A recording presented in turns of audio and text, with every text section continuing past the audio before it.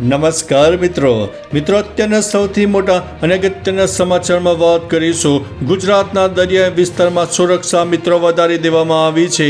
પહેલગામમાં થયેલા આતંકવાદી હુમલા બાદ ગુજરાતના દરિયાઈ વિસ્તારમાં સુરક્ષા કડક કરવામાં આવી છે. પોરબંદર સહિત માછીમાર વિસ્તારોમાં બોટ એસોસિએશન દ્વારા માછીમારોને શંકાસ્પદ બોટ, ડ્રોન કે હલચલ જોવા મળે તો તાત્કાલિક જાણ કરવાની સૂચના અપાઈ છે. ભારત પાકિસ્તાન જળસીમા નજીક માછીમારોને વિશેષ સતર્ક રહેવા માટે જણાવ્યું છે. સુરક્ષા એજન્સીઓએ દરિયાકાંઠે સઘન પેટ્રોલિંગ પણ હાથ ધર્યું છે. મિત્રો, અન્ય મહત્વના સમાચારની વાત કરીએ તો પહેલગામમાં 6 આતંકવાદીઓના ઘર ધ્વસ્ત કરવામાં આવ્યા છે. પહેલગામ હુમલા બાદથી ભારતીય સુરક્ષા દળોએ અત્યાર સુધીમાં 6 આતંકવાદીઓના ઘરોને તોડી નાખ્યા છે. 2 આતંકીઓ આસિફ અને આદિલના ઘર તોડી પાડ્યા પછી હવે વધુ 3 આતંકીઓના ઘર તોડી પાડવામાં આવ્યા છે. આ આતંકવાદીઓમાં પુલવામામાં એહસાનનું ઘર, શોપિયામાં શાહિદ અહેમદ અને હરીશ અહેમદના ઘર અને કુલગામમાં ઝાકીર ગનીનું ઘર તોડી પાડવામાં આવ્યું છે. મિત્રો, અન્ય મહત્વના સમાચારની વાત કરીએ તો ગૃહ રાજ્યમંત્રી હર્ષ સંઘવીની મોટી બેઠક. સુરતમાં મોટી હલચલ થઈ રહી છે. આ વચ્ચે સુરત પોલીસ કમિશનર કચેરી ખાતે મોટી બેઠકનું આયોજન હતું, જેમાં રાજ્યના આઈજી, પોલીસ કમિશનર, અધિકારીઓ સાથે ગૃહ રાજ્યમંત્રી હર્ષ સંઘવીની બેઠક કરી રહ્યા છે. વિડીયો કોન્ફરન્સથી બેઠકનું આયોજન થયું હતું. મિત્રો, અન્ય મહત્વના સમાચારની વાત કરીએ તો 27 એપ્રિલથી મેટ્રો ગાંધીનગર સચિવાલય સુધી જશે. અમદાવાદ ગાંધીનગર મેટ્રો રૂટમાં 27 એપ્રિલથી 7 નવા સ્ટેશનો પર મેટ્રો ટ્રેન દોડશે. નવી મેટ્રો કોટેશ્વર રોડથી લઈને સચિવાલય સુધી જશે. હાલના 8 સ્ટેશનો ઉપરાંત નવા સ્ટેશનોમાં Vishwakarma college, Tapovan circle, Narmada canal, કોબાર સર્કલ, સેક્ટર 10A અને સચિવાલયનો સમાવેશ થાય છે. ટ્રાયલ રન સફળ રહેલા આ રૂટે મુસાફરોને ઝડપી અને આરામદાયક મુસાફરી મળવાની છે. મિત્રો, અન્ય મહત્વના સમાચારની વાત કરીએ તો રાજકોટ સૌથી ગરમ શહેર રહ્યું છે. ગુજરાતમાં ભયંકર ગરમીનો અહેસાસ થઈ રહ્યો છે. દરમિયાન રાજકોટમાં સૌથી વધુ 43 ડિગ્રી તાપમાન નોંધાયું હતું. અમદાવાદમાં 41.7, ગાંધીનગરમાં 40.8, ડીસામાં 40.5, ભુજમાં 41.5, કંડલામાં 42, અમરેલીમાં 41.1, સુરેન્દ્રનગરમાં 41.8, વલ્લભ વિદ્યાનગરમાં 39.7 અને વડોદરામાં 39.4 ડિગ્રી તાપમાન નોંધાયું છે. ઉપરાંત હજી પણ રાત્રે ગરમ પવન ફૂંકાઈ શકે છે. આજથી 2 દિવસ ગરમ અને ભેજવાળો પવન ફૂંકાવાની આગાહી કરાઈ છે. મિત્રો, અન્ય મહત્વના સમાચારની વાત કરીએ તો ડોનાલ્ડ ટ્રમ્પનું મોટું નિવેદન સામે આવ્યું છે. પહેલગામમાં થયેલા ભયાનક આતંકવાદી હુમલાની નોંધ આખા વિશ્વએ લીધી છે. આ વચ્ચે અમેરિકાના રાષ્ટ્રપતિ ડોનાલ્ડ ટ્રમ્પે મોટું નિવેદન આપ્યું છે.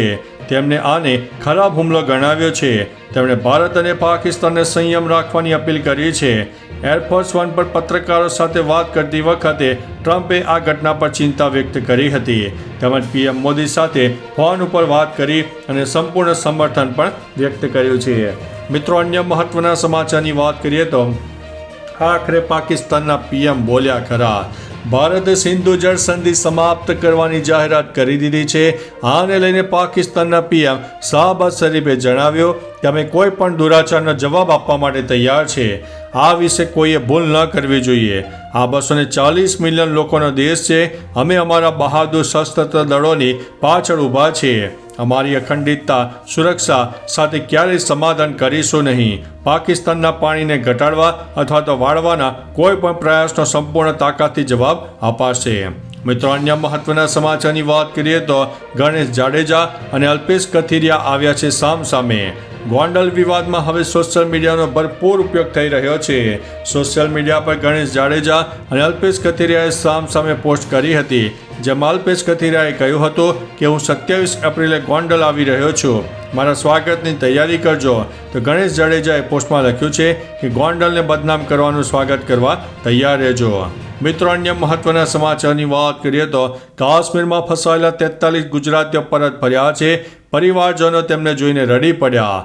કાશ્મીરમાં આતંકવાદી હુમલા પછી ફસાયેલા વડોદરાના 23 અને પાલનપુરના 20 પ્રવાસીઓ સલામત ઘરે વતન પરત ફર્યા છે. 10 દિવસથી કાશ્મીરમાં અટવાયેલા વડોદરાના પરિવારજનો સ્વરાજ એક્સપ્રેસથી ઘરે આવ્યા છે. રેલવે સ્ટેશન લેવા આવેલા પરિવારજનોને ભેટીને તેઓ રડી પડ્યા હતા. પાલનપુરના મીરા દરવાજા વિસ્તારમાં પણ પ્રવાસીઓની બસ પહોંચતા ખુશી છવાઈ ગઈ હતી. ત્યાં પણ લાગણીશીલ દ્રશ્યો સર્જાયા હતા. મિત્રો, અન્ય મહત્વના સમાચારની વાત કરીએ તો દીકરીએ ઘોડા પર બેસવાની ના પાડી એટલે જીવ બચ્યો. પહેલગામના આતંકવાદી હુમલા દરમિયાન નાનકડી દીકરીના નિર્ણયથી અમરેલી પરિવારનો જીવ બચી ગયો છે. કિરીટ પાઠકે તેમની પત્ની અને 5 વર્ષની દીકરી સાથે બેસણ વેલી જવાનું નક્કી કર્યું હતું, પણ દીકરીએ ઘોડા પર બેસવાની ના પાડી દીધી. દીકરીનું કહેવું માન્યું અને સ્થળ બદલ્યું. થોડા જ વારમાં ત્યાં જવાનું હતું, ત્યાં આતંકવાદી હુમલો થયો હતો. દીકરીના કારણે જીવ બધાના બચી ગયા છે અને મુસ્લિમ ડ્રાઈવર દીકરીને પગે પણ લાગ્યો હતો. મિત્રો, અન્ય મહત્વના સમાચારની વાત કરીએ તો કૈલાસ માનસરોવર યાત્રા માટે ઓનલાઈન અરજીઓ શરૂ. કૈલાસ માનસરોવર યાત્રા માટે ઓનલાઈન અરજીઓ શરૂ થઈ ગઈ છે. વિદેશ મંત્રાલય દ્વારા આયોજિત કૈલાસ માનસરોવર યાત્રા જૂનથી ઓગસ્ટ 2025 દરમિયાન યોજાશે. વિદેશ મંત્રાલયે જણાવ્યું હતું કે અરજીઓના સ્વીકાર માટે તેની ઓફિશિયલ વેબસાઇટ ખોલવામાં આવી છે. અરજદારોમાંથી પ્રવાસીઓની પસંદગી વાજબી, કોમ્પ્યુટર જનરેટેડ અને લિંગ સંતુલિત પસંદગી પ્રક્રિયા દ્વારા કરવામાં આવનારી છે.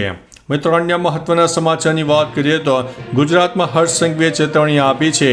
ગૃહ રાજ્યમંત્રી હર્ષ સંઘવીએ મોટી ચેતવણી આપી દીધી છે, જેમાં તેમણે ગેરકાયદેસર વસવાટ કરનારા બાંગ્લાદેશીઓને 2 દિવસમાં સ્વૈચ્છિક રીતે પોલીસ સ્ટેશનમાં સરેન્ડર થવા જણાવ્યું છે.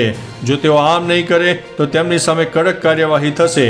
ગેરકાયદેસર ઘૂસણખોરોને આશરો આપનારાઓ સામે પણ કડક પગલાં લેવાશે.